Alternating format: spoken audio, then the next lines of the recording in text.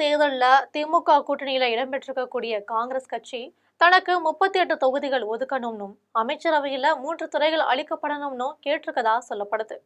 இதனால முதல்வர் ஸ்டாலின் தரப்பு நேரடியா டெல்லி காங்கிரஸ் தலைமையோட பேச்சுவார்த்தை நடத்த தொடங்கியிருக்காங்கன்னு தெரிய வந்திருக்கு. சட்டசபை தேர்தலுக்கு இன்னும் சில மாதங்களே மட்டும் இருக்கும் சூழல்ல திமுக காங்கிரஸ் இடையிலான கூட்டணி நீடிக்குமா என்ற கேள்வி எழுந்திருக்கு. ஏன்னா காங்கிரஸ் கட்சி தரப்புல திமுக கூட்டணியில அதிக தொகுதிகள் ஒதுக்கப்படணும்னு குரல் எழுந்திருக்கு. அப்படி இல்லை என்றால் தவிகவுடன் கூட்டணி செல்லணும்னு காங்கிரஸ் கட்சியின் உள்ளேயே பேச்சுக்கள் எழுந்திருக்கு. ஆனா காங்கிரஸ் கட்சி தலைவர்களோ திமுக கூட்டணியில் தொடரணும்னு நிலைப்பாட்டுல இருக்காங்க. ஆனா பிரவீன் சக்கரவர்த்தி, கிரிஷ் சோடங்கர் எல்லாரும் தவிகவோட நெருக்கம் காட்டி வராங்க. இந்த நிலையில சில வாரங்களுக்கு முன்பா காங்கிரஸ் தலைமை சார்பா அமைக்கப்பட்ட பேச்சுவார்த்தை குழு முதல்வர் ஸ்டாலினை சந்திச்சாங்க. அப்போது காங்கிரஸ் கட்சியின் மேலிட பொறுப்பாளர் கிரிஷ் சோடங்கர் தரப்பிலிருந்து 38 தொகுதிகளும் அமைச்சரவையில் 3 துறைகளும் ஒதுக்கப்படணும்னு கடிதம் அளிக்கப்பட்டுச்சு. இதை பார்த்துட்டு ஸ்டாலின் திமுக தரப்புல பேச்சுவார்த்தை குழு அமைக்கப்படும்னு பதில் அளிச்சு அனுப்பி வச்சாங்க.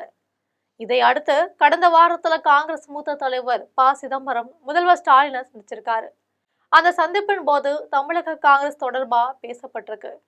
அப்போ தொகுதி பங்கீடு தொடர்பா காங்கிரஸ் தலைமைக்கு ஸ்டாலின் செய்தி அனுப்பியிருக்காரு.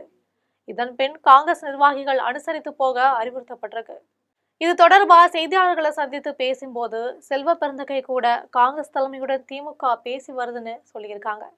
இதன் காரணமாகவே கிரிஷ் சோடங்கர் நேற்று செய்தியாளர்கள் சந்திப்பின் போது தவிகவுடன் காங்கிரஸ் பேச்சுவார்த்தை நடத்தி வருது என்பது வதந்தின்னு வெளிப்படையா அறிவித்திருப்பதா விவரம் அறிந்தவர்கள் சொல்றாங்க. இதனால காங்கிரஸ் கட்சிக்கு இன்னும் 28 முதல் 30 தொகுதிகள் வர ஒதுக்கப்படலாம்னு சொல்லப்படுது. கடந்த தேர்தலில் 25 தொகுதிகளில் போட்டியிட்ட காங்கிரஸ் கட்சி 18 தொகுதிகள்ல வென்றது. ஆனால் கோவை தெற்கு தொகுதியில வானதி சீனிவாசன் வெல்வதற்கு காங்கிரஸ் வேட்பாளரே காரணம்னு சொல்லப்படுது. இதனால இந்த முறை தொகுதி பங்கீட்டுல திமுக இறுக்கி பிடிக்கும்னு தெரியுது.